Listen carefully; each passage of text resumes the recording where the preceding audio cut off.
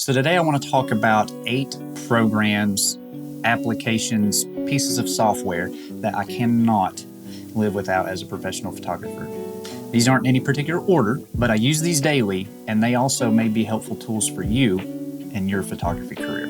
First on the list may be obvious. You're going to need to edit photos if you're going to be taking photos, and the software that I have used, it's one of the most popular, is Lightroom Classic. There's also Lightroom. I have a video talking about the differences between Lightroom Classic and Lightroom, and maybe why you should use one over the other. I personally use both of these applications on a daily basis.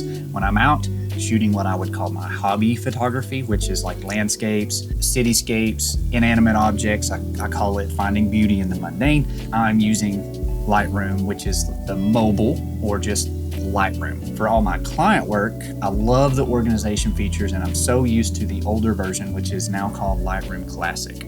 I couldn't do my job without both of these programs, but I'm lumping them into one because they're basically a photo editor.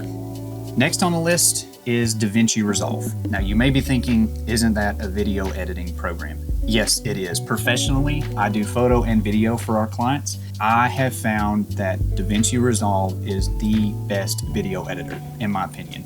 We talked about that on a recent podcast episode. I may put that in the notes here if you want to look at that. But even as someone who has no interest in offering video as a service, in today's climate, you're probably at least dabbling in video. BTS video, cell phone video, whatever. So you may find that you want to be able to edit that on a computer, and there's a free version of Davinci Resolve that would be great for that. I have the studio version. It's a one-time fee, which is also nice. It's not went to a subscription model. So yeah, if you're looking for a video editor, definitely look at Davinci Resolve. Next on the list is Adobe Express. Now there are tons of programs like this. The most popular and well-known is probably Canva, and a lot of people have Canva Pro. I did not enjoy all the free features of Canva and wanted to go to Canva Pro, but then I realized that I was already paying for, or at least it was already included in my Adobe subscription, Adobe Express. So I get the Pro version of Adobe Express with my Adobe subscription. It's where I make all of my thumbnails. It's a really great place to also make social media flyers. You've probably even noticed, if you're just interested in photography, photographers are now using software to put text over their photos, almost like an album cover for when they make a carousel post that may say something like Yosemite, and then you'll see, 7 or 8 photos from their Yosemite trip. The need for an app that can also add text to imagery is becoming more and more prevalent, so I really like to use Adobe Express. Next is the Notes application. Part of this is because I'm an Apple user. I have an Apple iPhone, I edit on a MacBook Pro, so it's partly because these things synchronize with my iCloud account, but I love being out with a client. We're talking about, I need this content delivered in this order. I can type that up in a note, put checkpoints beside it, and then when I'm at my computer editing these pieces, I've still got the exact same note. So it's very helpful to be able to take notes out in the field, but also have them be on your computer. As you work with more and more clients, you're going to find yourself needing a way to deliver your finished product, your finished images to your client. There are tons of solutions out there. I would say 2 of the oldest players in the game, and still probably 2 of the most popular, would be Google Drive and Dropbox. Now, they're not perfect, but I do really enjoy having all of my client work in a singular Dropbox folder. Like for instance, Star Fitness is one of our longest standing clients. I believe they've been a retainer client of ours for like 3 years now. So I have 3 years of finished work in a singular place that I can also access while out on my phone. Now, for portrait work, like family sessions and stuff like that, I have another solution that I'll talk about at the end of this video. But for my commercial work, I really enjoy using Google Drive and Dropbox. If at any point you decide as a hobbyist that you want to take your photography to a professional level, you're going to be wanting a website. It's great to use social media as an outreach. You can even post your finished work there, but I would not rely solely on social media in 2024 as your piece of portfolio. There's tons of great utilities out there now. I still prefer to use Squarespace. That's what we have built motioncreative.media on. That's our business account. So if you're looking for somewhere to host and build your website, I would definitely check Squarespace.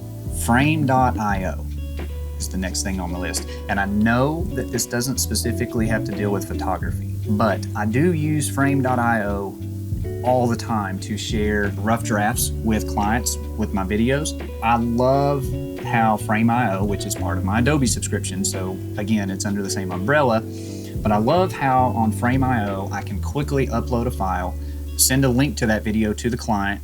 Only they have access to that, and while they watch it, they can comment and say, hey, maybe take this little section out. They can comment directly on the video, and it has a timestamp when they comment. So this is super useful when I go to make the second version or the third version, whatever it takes, because I have their comments at the timestamps that I need to make the corrections. So if you ever start to offer video and you need a solution to share, not finished product with, but rough drafts, Frame.io is your answer. Now, earlier I mentioned that I still prefer to use Google Drive and Dropbox for my commercial work, but that's not what I use to deliver portrait work or family photo work to those clients. I use a service called Pic-Time. I really like how Pic-Time allows you to tweak the presentation of your gallery. Not only do you get to upload your images and share them as a gallery, but you can customize the way that the client sees it. So this is all about the experience. You can make it a very beautiful landing page. You can change the email package. And one of my favorite features is you can offer discounts for printing. Now, a lot of clients are just gonna wanna download and print themselves, but it's very, very, very convenient if they can just print straight from where your gallery exists. You can offer discounts to incentivize this. And as a result, if they print from your Pic-Time, you may make a few extra bucks. So Pic-Time, it's a great option. So these are just a few programs that I use regularly as a professional photographer. I made a video in the past about mobile applications that I use, but sometimes you don't want to do everything on your phone. Sometimes it's nice to sit down at your computer, big monitor, comfy desk, all those things. And these programs are programs that I could not live without. And honestly, I'd love to hear what your favorite programs are, because I'm always looking at ways to improve my workflow, make things more efficient, make things easier, simpler. If you have anything that did not make this list that I should check out as a photographer, be sure to let me know in the comments below. Hopefully something on this list helps you do more of what you love, which is photography, and spend less time on the necessary but maybe more boring side of a photography business. Hopefully it just makes you more efficient. Stick around and subscribe if you'd like to see more from me in the future. You don't have to, but I really would appreciate it if you did. Keep shooting, and we'll catch you guys in the next one. I wonder if it's a dead giveaway where I'm from. Drinking water out of a mason jar. Honestly, at this point, I just hope you don't think that it's moonshine. It's water. I drink a lot of water. Squarespace should sponsor me. Unfortunately, I don't have a discount code for you, but if you've watched any YouTube, you can think of probably 50 creators that you could go get their 10% discount code from one of their videos, then go to Squarespace. Save that money.